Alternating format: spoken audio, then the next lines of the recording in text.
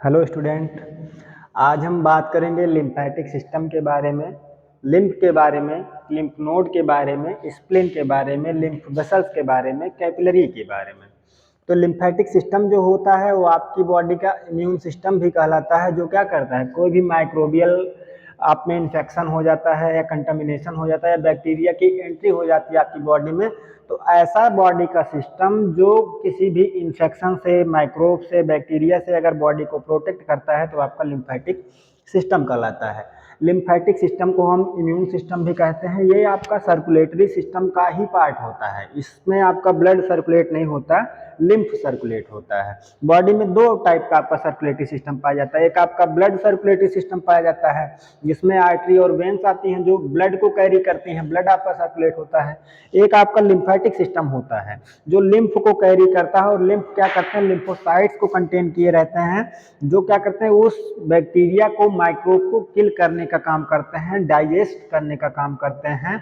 वो आपका lymphatic system के अंतर्गत आता है। ठीक, तो लिम्फेटिक सिस्टम क्या होता है? Lymphatic system is the part of circulatory system that act as a immune system of our body, जो हमारी बॉडी में इम्यून सिस्टम का काम करता है। अब इसका पूरा स्ट्रक्चर देखते हैं तो बना कैसे होता है। जो कैपिलरी होती है केशिका, ये आपका ऐसा स्थान होता है जहाँ पे टिश्यू और ब्लड वेसल आपस में आके मिलती हैं।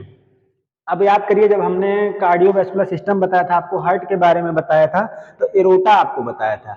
एरोटा में जब ऑक्सीजनेटेड ब्लड आपका पंप करता है, ये जो हार्ट है, ये है हार्ट आपका ऑक्सीजनेटेड ब्लड को पंप करता है, प्योर ब्लड को पंप करता है। तो ये आपका आता है आर्टरीज में, आर्टरी में आने के बाद ये ब्लड आपका आर्ट्रियोल्स में जाता है, आर्ट्रियोल से आपका ब्लड पहुंचता है कैपिलरी में। कैपिलरी एक आपका ऐसा स्थान होता है जहाँ पे आर्टरी और वेन्स आपस में मिलते हैं, वेन्यूल्स आपस में मिलते हैं, और यहीं पे डिफ्यूजन वाला प्रोसेस होता है। तो जब यहाँ ब्लड वेसल से वेन्यूल्स आपका ऑक्सीजन को लेके चला आता है, तो सेल जो या टिश्यू जो होते हैं, इनको ऑक्सीजन चाहिए होती है, न्यूट्रिएंट चाहिए होते हैं। ये ऑक्सीजन आपका डिफ्यूज होता है, इस कैपिलरी की मेम्ब्रेन से डिफ्यूज होकर ऑक्सीजन अंदर चला जाता है और सेल या टिश्यू के पास पहुंच जाता है।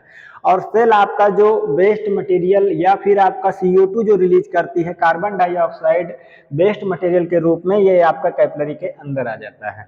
एक दिन में इस रीजन में, एक दिन में पर डे 20 लीटर फ्लूइड का डिफ्यूजन होता है। 20 लीटर फ्लूइड आपका डिफ्यूज होता है, आपका ट्रांसपोर्ट होता है, अंदर जाता है।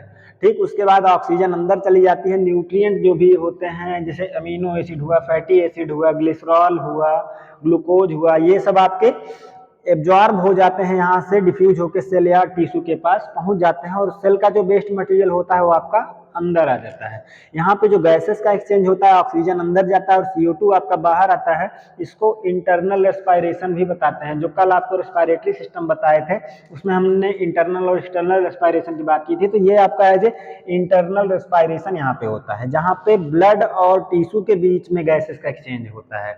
ओरिजिन कौन सा होता है? कैपिलरी। ठीक, कैपिलरी में आपकी जो न्यूट्रिएंट है, ऑक्सीजन है, ये एब्जॉर्ब होकर सेल या टिश्यू के पास पहुंचते हैं, और सेल का जो वेस्ट मटेरियल होता है वो आपका फिर से ब्लड में आ जाता है। अब इसमें लिम्फेटिक सिस्टम का काम क्या होता है? इस स्थान को हम बोलते हैं, जहां पे टिश्यू और कैपिलरी के बीच का जो स्थान होता है, इसको हम बोलते हैं इंटरस्टिशियल स्पेस। इंटरस्टिशियल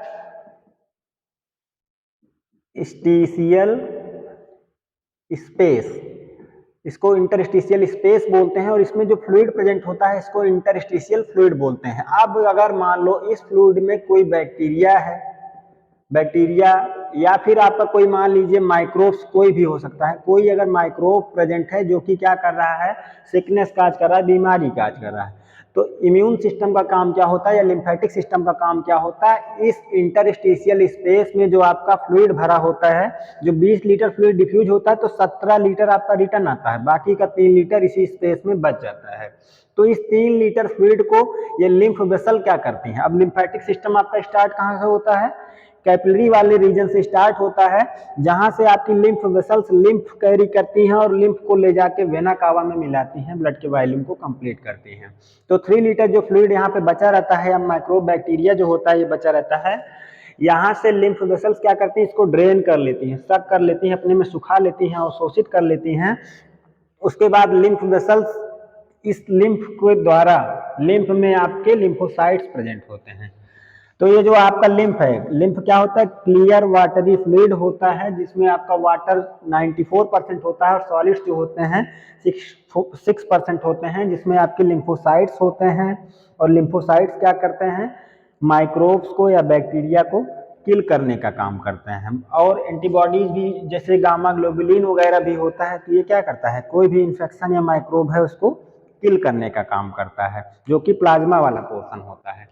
यहाँ से कैपिलरी वाले रीजन से रेड ब्लड सेल्स पार नहीं हो पाती हैं, ये इसमें डिफ्यूज नहीं हो पाती हैं, लेकिन प्लाज्मा का जो पोर्शन होता है ब्लड का वो डिफ्यूज हो जाता है, क्योंकि प्लाज्मा जो होता है वो लिक्विड पोर्शन होता है ब्लड का, वो यहाँ पे डिफ्यूज हो जाता है, जिसमें आपके गामा ग्लोबुलिन्स पाए जाते हैं, जो क्या करते हैं, उस माइक्रोब्स को, बैक्टीरिया को किल करने में हेल्प करते हैं।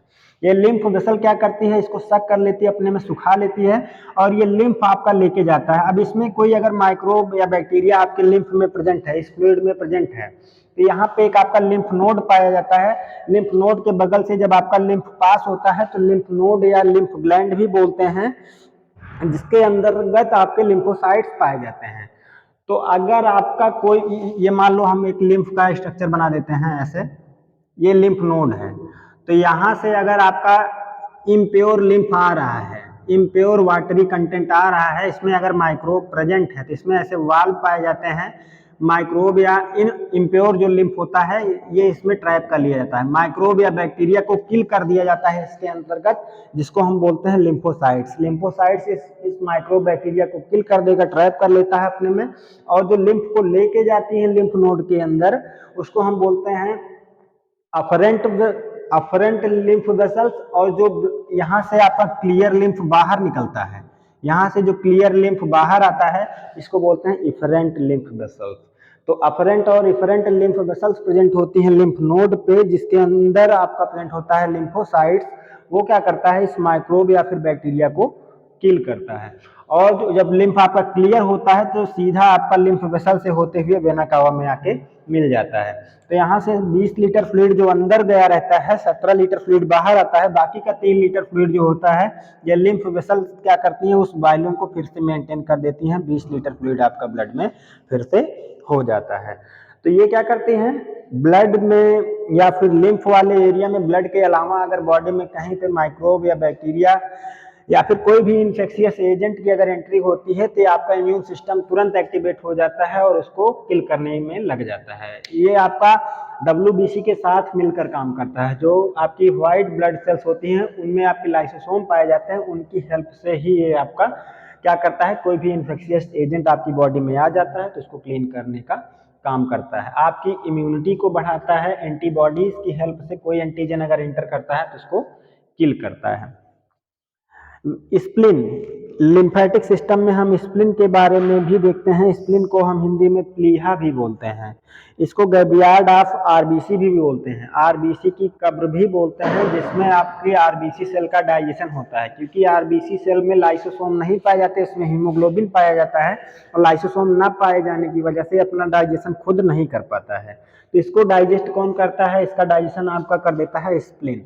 स्प्लीन के अंतर्गत आपके पाए जाते हैं लिम्फोसाइट्स, और लिम्फोसाइट्स क्या करते हैं, उस आरबीसी को, जो मेच्योर्ड आरबीसी हो जाती है 120 दिन, फिर उसको क्या करते हैं, डाइजेस्ट कर देते हैं, आरबीसी की संख्या को रेगुलेट करते हैं।